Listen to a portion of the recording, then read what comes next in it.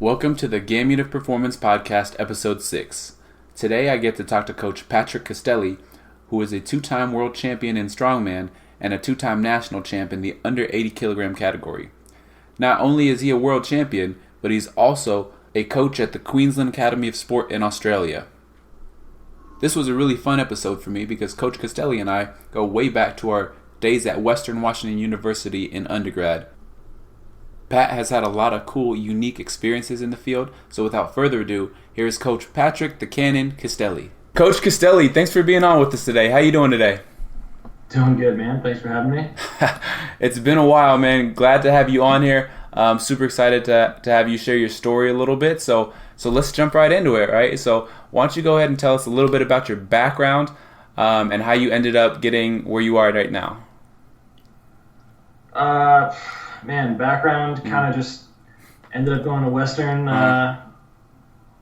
Fell into kinesiology just because I couldn't get out of the weight room. And, wrestled through uni and had a good time. Went and did some work in the private sector for a little while. Went back to Western to go do my master's. Then I met my partner there. And then when we graduated, she had family in Australia, so we decided to take a gap year and move to Australia for a little while. Yeah. And then, she's signed up to do her PhD here, and I found some really cool work opportunities here. So I'm here coaching for the next little while. Fair enough. And for those that don't know, why don't you tell us a little bit of your accomplishments in strongman and some of the difficulties of being in the sport for a long time, so longevity in the sport and achieving success. Yeah, so I kind of picked up strongman somewhere in the middle of my undergrad.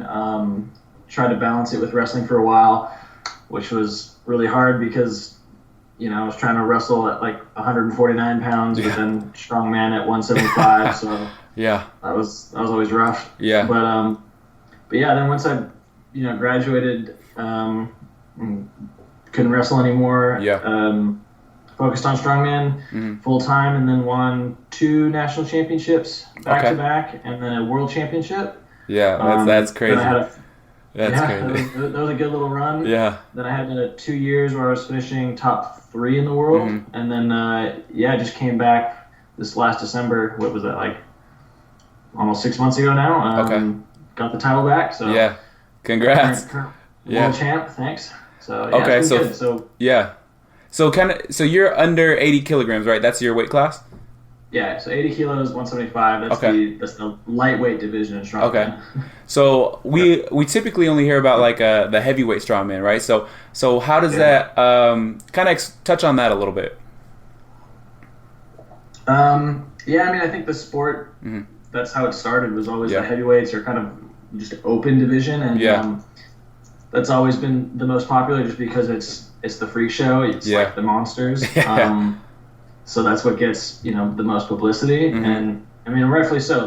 They're freaks. They're absolute just like phenomenons of nature. I don't even know. They seem to be getting bigger and bigger every year. So, and then, slowly over the last maybe 10 years, maybe 12 or 15, there's been more as the sport's kind of grown into its own, and it's gotten more interest. And we started seeing a few more weight classes pop up. You'll usually on the biggest stages you'll see about 3 different weight classes for women and 3 for men. Okay. There's subdivisions, but those are the main 3. You'll see like a light, middle, and open. Fair enough. So what are some of your most memorable competitions and what makes them most memorable? I don't know. 2 of the most memorable ones were actually like my first trip to nationals. Okay. And that was just really memorable because I went in feeling like I was going to do pretty well, and I think I finished like 16th. Okay. Something awful. And then the first year that I went to Worlds was coming off my first national win, so then I was all hot for trot and thought I was the big deal. And I went in, I think I finished 7th or 8th at Worlds. So those 2 were probably the most memorable as far as learning experiences.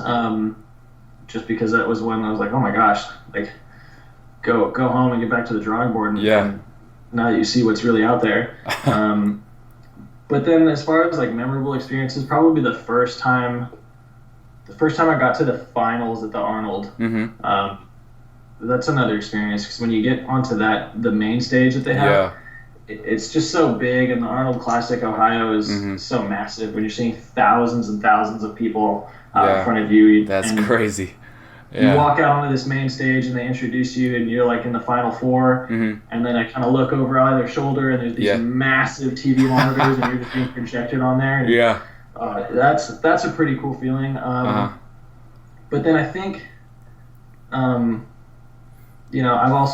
been pretty blessed. I've had awesome experiences to travel to like go and compete in places like Norway with a bunch of the other Americans, and that's like stuff like that I'll never forget. Yeah, no, and the camaraderie that you can build there too. That's amazing.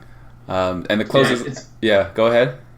I was gonna say it's something else when you're sitting in like a pub in Norway celebrating Thanksgiving with 4 Americans, eating like an American cheeseburger or something like that for Thanksgiving. Like, I don't know, we just had good times. Definitely. But those have been some of the more memorable ones. And then of course this last year at Worlds is probably what I feel like was the best version of myself I've ever been able to put together.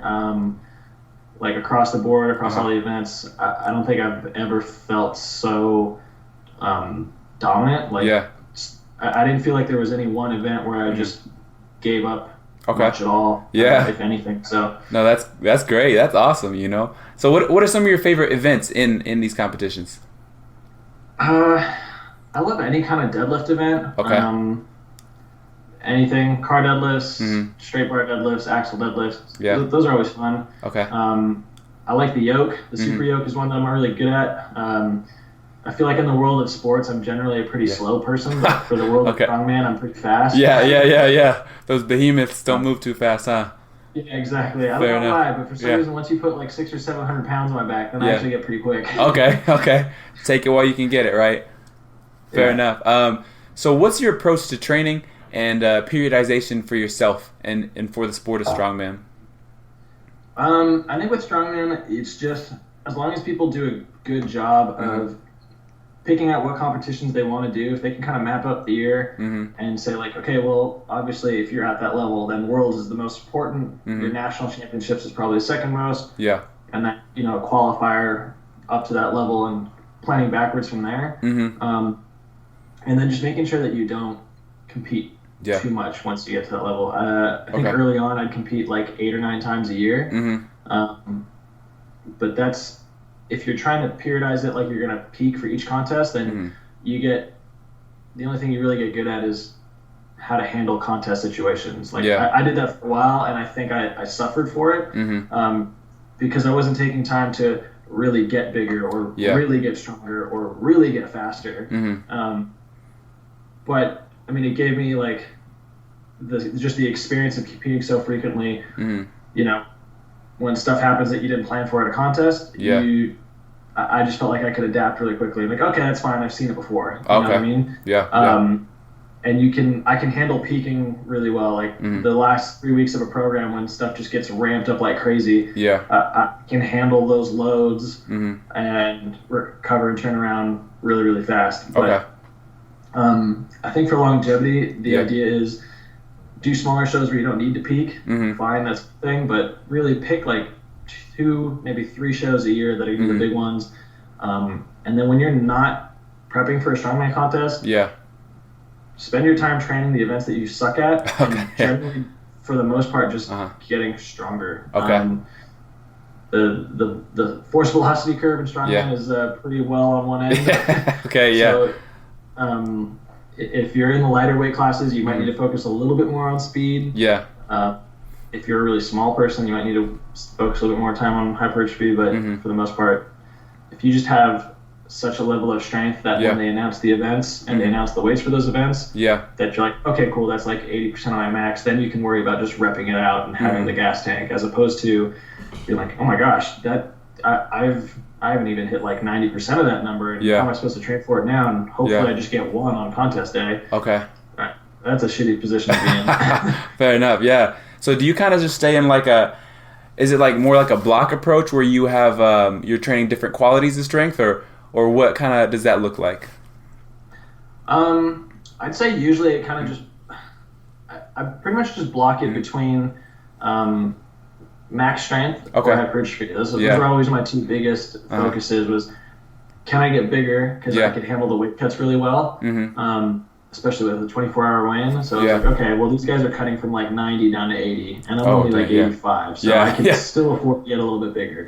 And it was always just a balance between that and then just high-end strength. So what's the maximum pound I can lift for one rep? And then once, like I said, if I had that base level of static strength really high, then when it came time to the actual events that they would announce, they would never say something that I haven't done already. So it's like, okay, well now I don't have to worry about developing that max strength. I can just worry about developing the like aerobic capacity to do it for 60 seconds you know, just to have the engine to do it for reps. Yeah, no, that makes sense.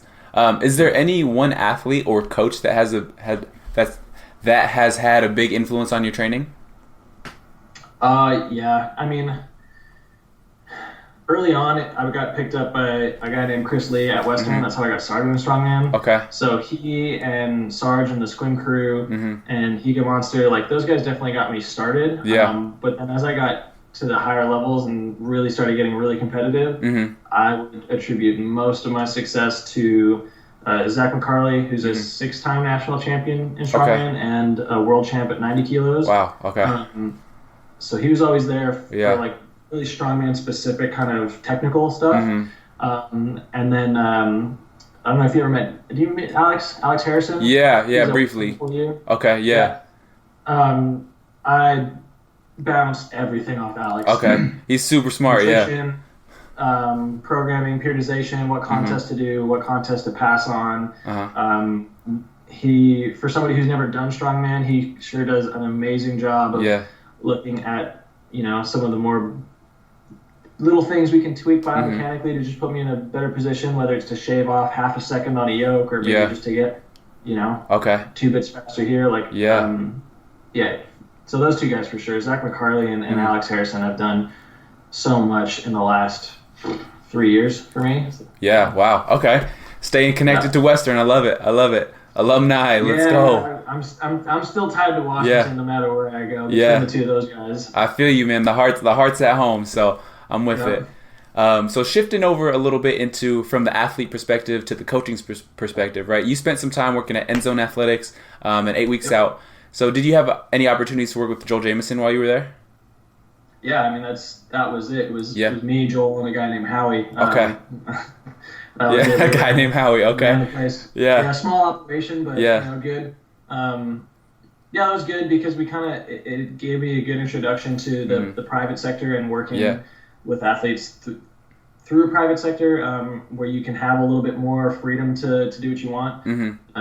Not necessarily working under any, you know, you're not restricted to like NCAA guidelines or anything like that. And it gives you the opportunity to really work with athletes from different sports. As opposed to like, you know, times I've spent in different university sectors where you usually assign 1 or 2 or 3 teams. Working at End Zone really kind of opened it up to anything from MMA to football, basketball to wrestling, and all over the place. But then at the same time, it was great because we had 8 weeks out, so it taught me a lot about, you know, running like a fitness website and, you know, all the online stuff that goes with that, the boards, the video modules, and all the stuff that we did with Bioforce HRV. I learned heaps about heart rate variability while working for him. So can you tell us a little bit of some of the stuff that you've learned with heart rate variability and how you've used it? I haven't been using it so much lately. While I was there, I was definitely pretty full bore with it. But basically, it started off as you know, Joel had an Omega Wave system, and he would use it on his athletes. But it was just kind of a pain in the butt because you're wanting to use it every day to monitor them every day, and you're asking them to come in on days when they wouldn't even be training. And so Joel really just wanted to develop a way that was a little bit more portable and a little bit easier. The Omega Wave was, at the time, it was still like this big, and you had to hook it up to the computer, and then you had all the electrodes coming out of it.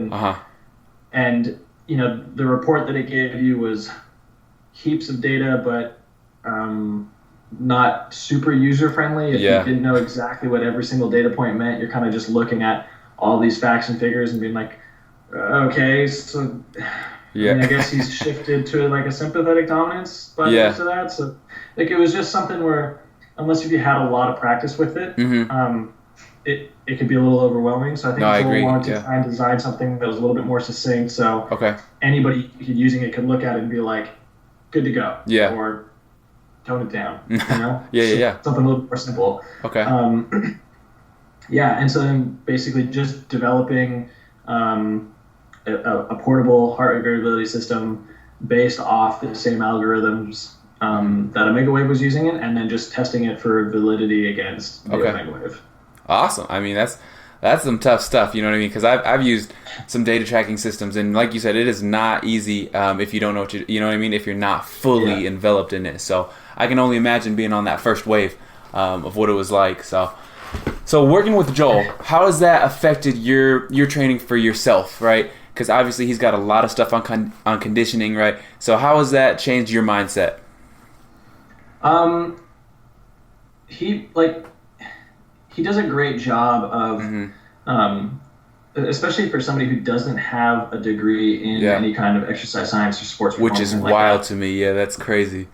Yeah, he's really, really well read. And what he does is, when you can get his attention, because he does like to play. So, but when you get him to sit down and really give you some time, he does an amazing job at recalling information, but then also delivering that information for anybody to understand. Like his way to scale research articles down from, okay, you have a PhD, so we can talk at this level, and he'll deliver it to you, or it's your first day in the gym, and I'm going to tell you this is why we're using this protocol. He does a fantastic job of scaling his delivery to a person, whether it's another athlete or a coach. So to learn the conditioning stuff from him was fantastic. The way that he uses essentially just physiology and a needs analysis of sport to program loads for conditioning. Yeah, no, what a great opportunity.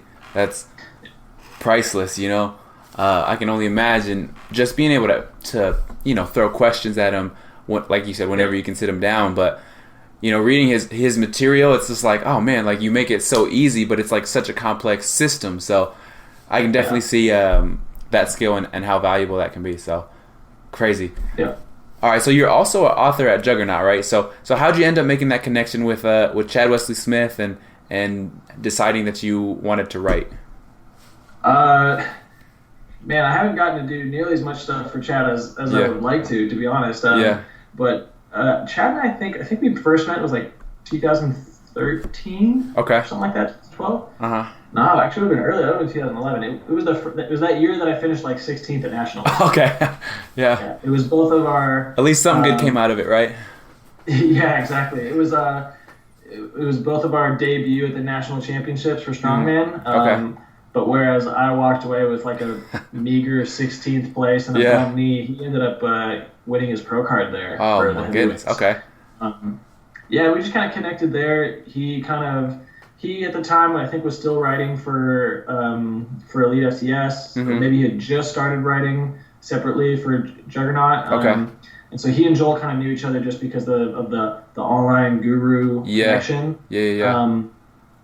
And so he and I just kind of got started talking about training, and I think we had just sent him a heart rate variability system to try out to use the Bioforce system.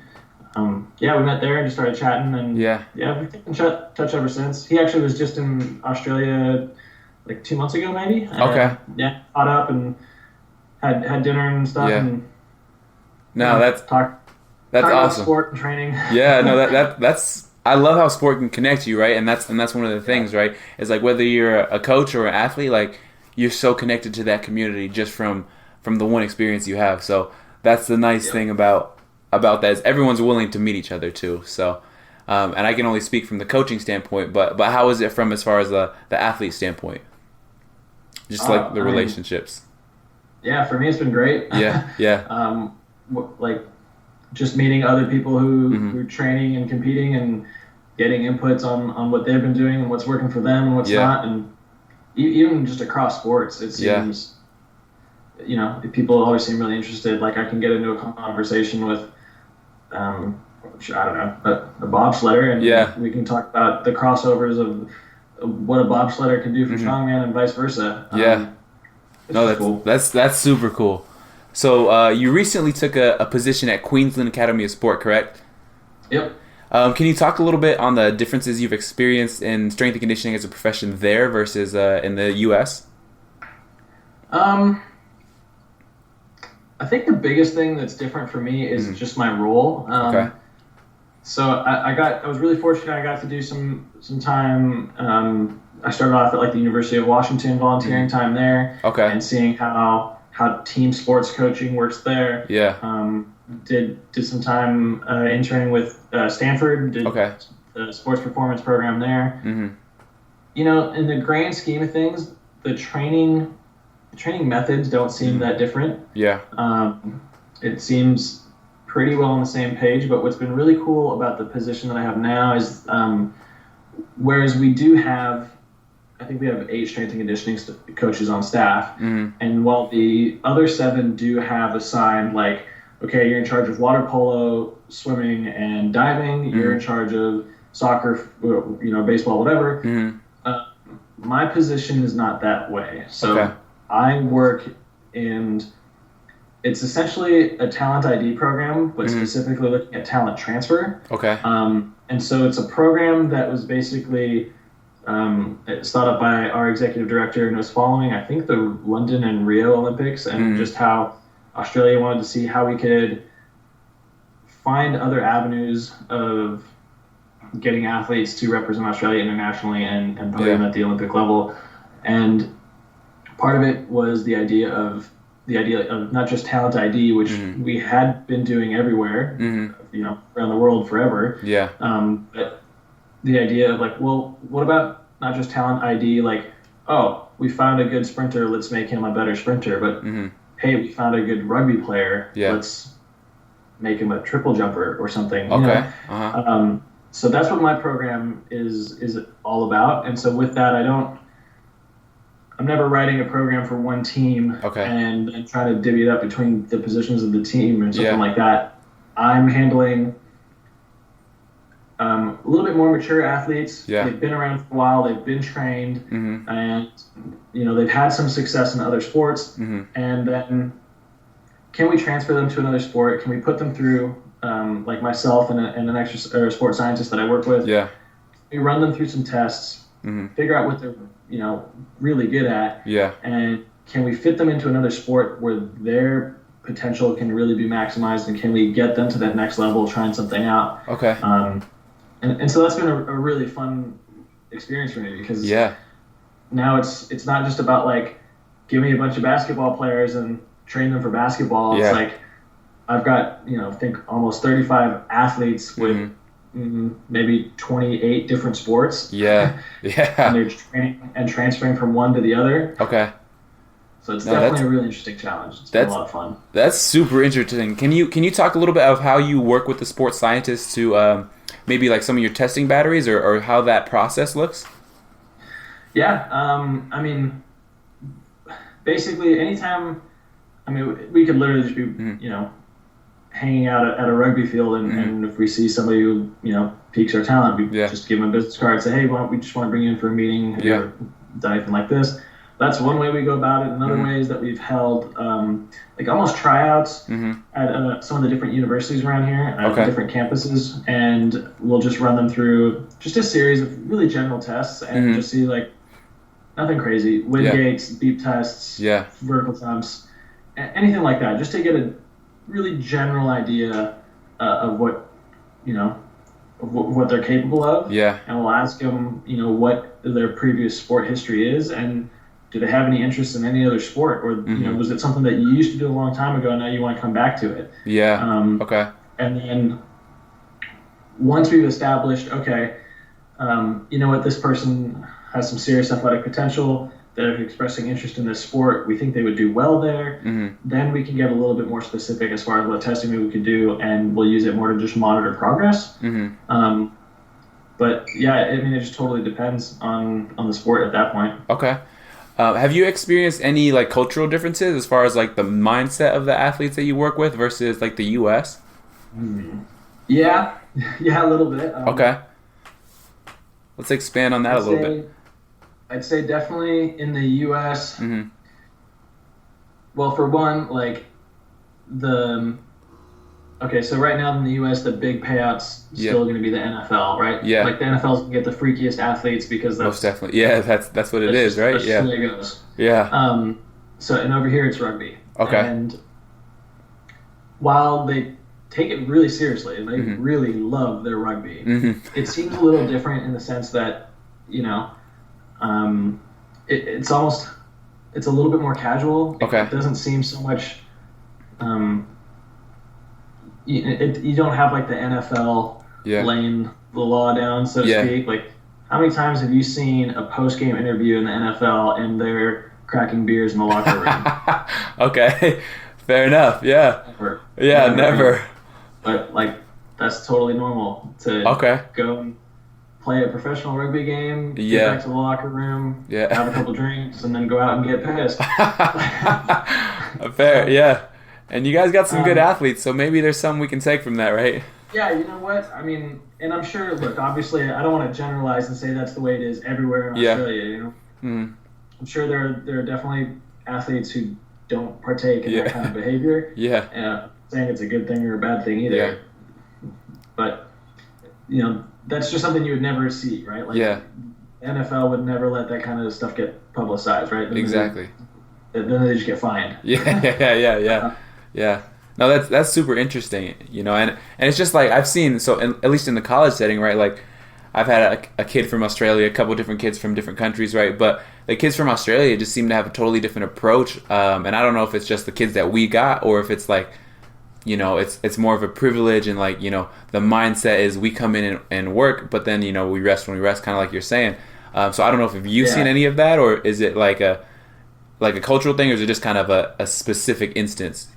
Nah, I'm kind of under the impression from the outside looking in that it's definitely a cultural thing. Of like, and when it's time to work, we work, but when it's time to play, we play. Yeah. Like I was talking to some coworkers yesterday, and I was like, "Oh, did we get that meeting set up with so and so for 4:00 tomorrow?" And he's like, "Oh no, he said he can't make it." And I was like, "Oh, what's going on?" He's like, "Oh, he said that he's got to go catch the surf." Okay, yeah, valid reason, I guess. Yeah, no, I don't know if that one would pass quite right here, but that's hilarious. Okay. Yeah, I don't think I would have flown when I was at Stanford. Sorry, guys, I gotta. There's some waves. Yeah, that's great. That's great.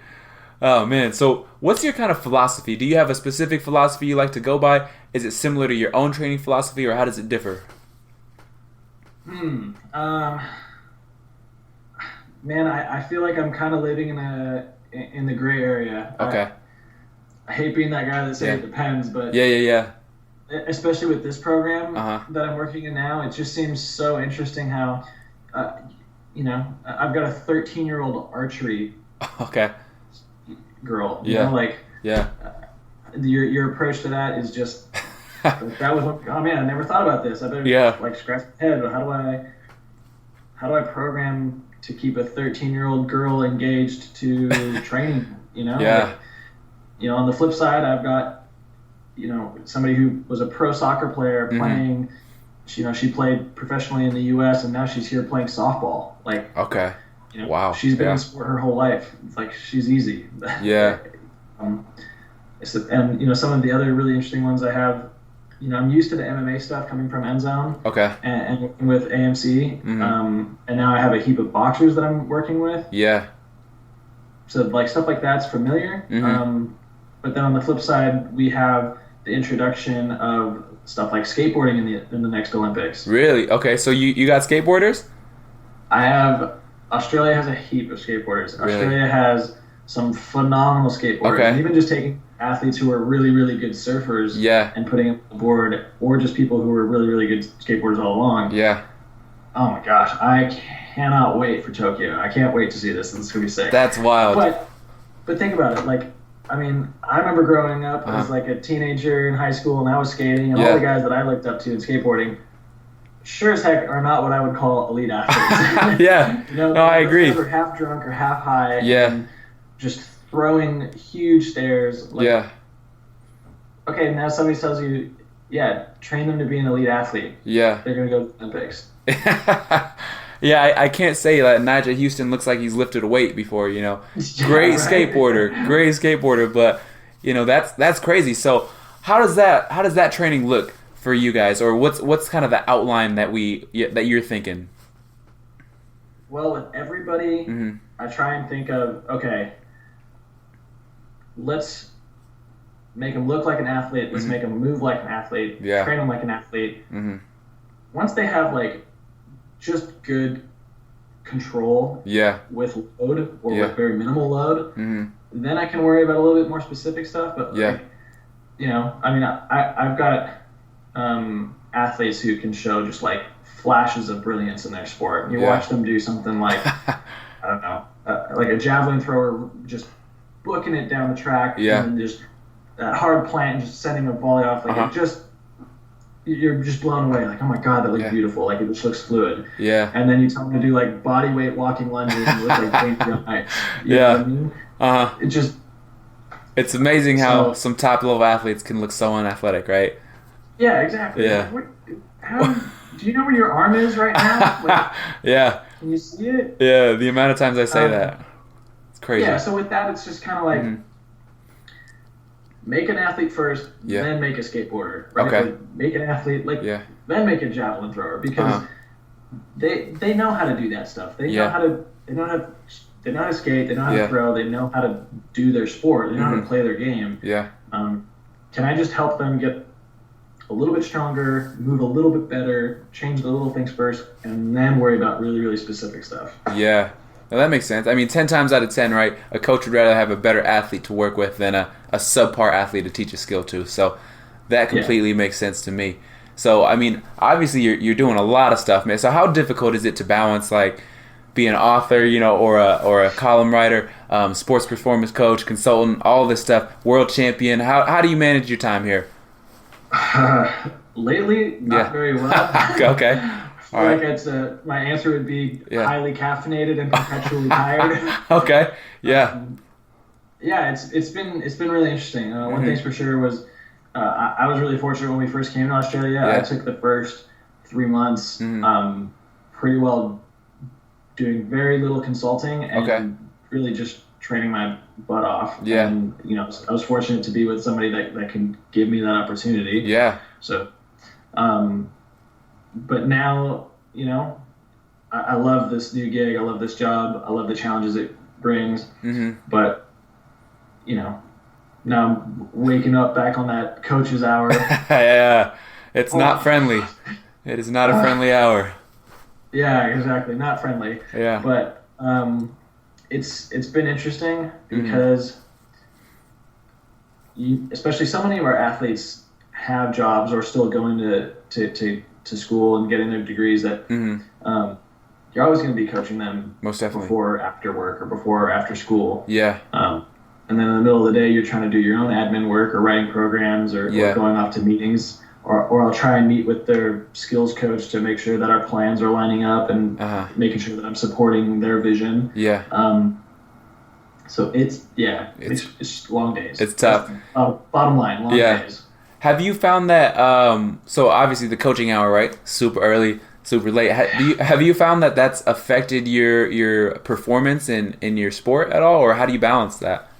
It's definitely taking its toll. I did come back from Worlds and take the longest hiatus from training, I think, in probably 15 years or so. Wow, okay. I went something like 31 days without touching a barbell. Wow, knowing you, that's impressive. That's impressive, okay. Yeah.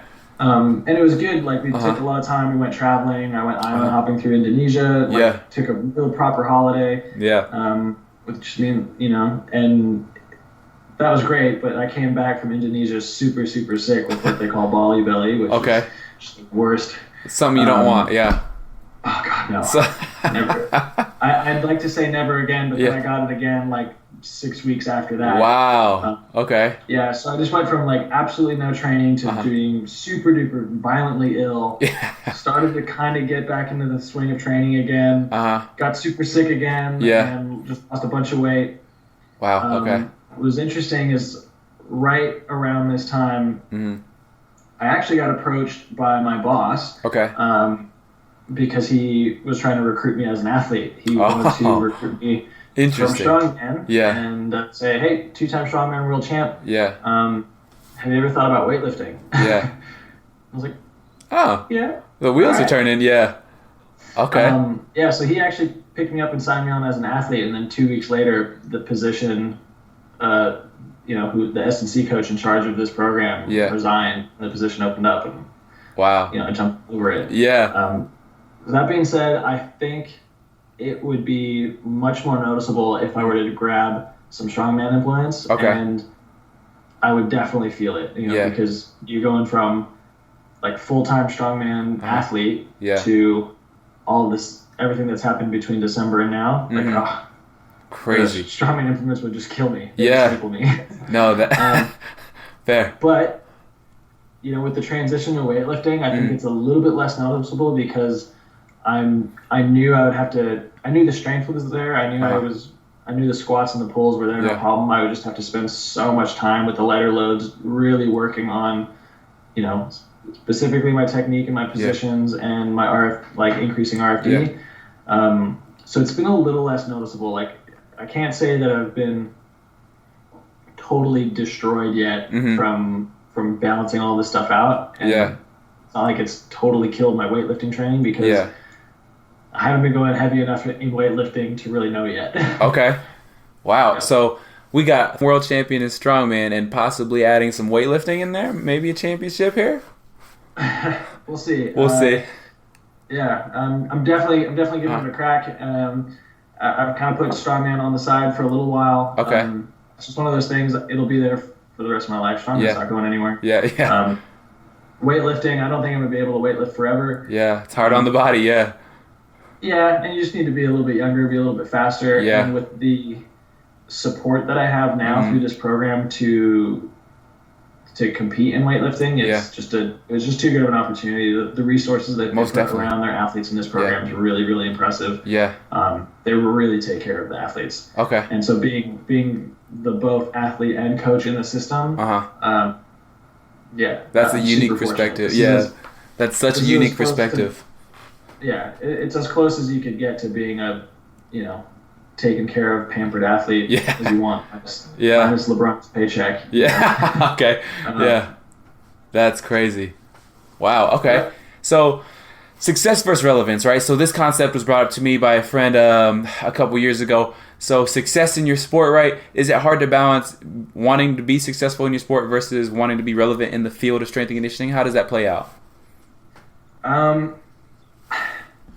I definitely think there's a balancing act between the two, but I, in my experience, would have to say that I've gotten to the point where they're kind of going hand in hand and they're kind of playing off of each other because, I'm not super relevant. I'm not, super famous. I'm barely famous in the strongman world, and that's small enough as it is that it's negligible. Okay. But that being said, I've had enough success in strongman that if I put 2-time world champion on the top of my resume, it does catch people's eyes. It helps. It gets people's attention. Yeah. If nothing else, it might get you just that second glance that when you're applying for an S&C gig that Yeah. I don't think I've seen that yet. Yeah, raise an eyebrow or two. Yeah. Okay. Yeah. So I think at the point that I'm at in my career, I've been really fortunate and I've had a lot of success in my sport. And I'm finally feeling like I'm really making some strides in my career, which is fantastic. I didn't think I was going to be working with this many Olympic hopefuls at 27. That's crazy. Yeah. Pretty happy about that. No, for sure. So it kind of goes back and forth, but if you were to pose the question, which one's more important to me? Yeah. I'm so competitive that I might lean towards the success in sport. However, I'm so accomplished in strongman that if you're specific and said success as a weightlifter versus, the career, I'll say weightlifter for now. Okay.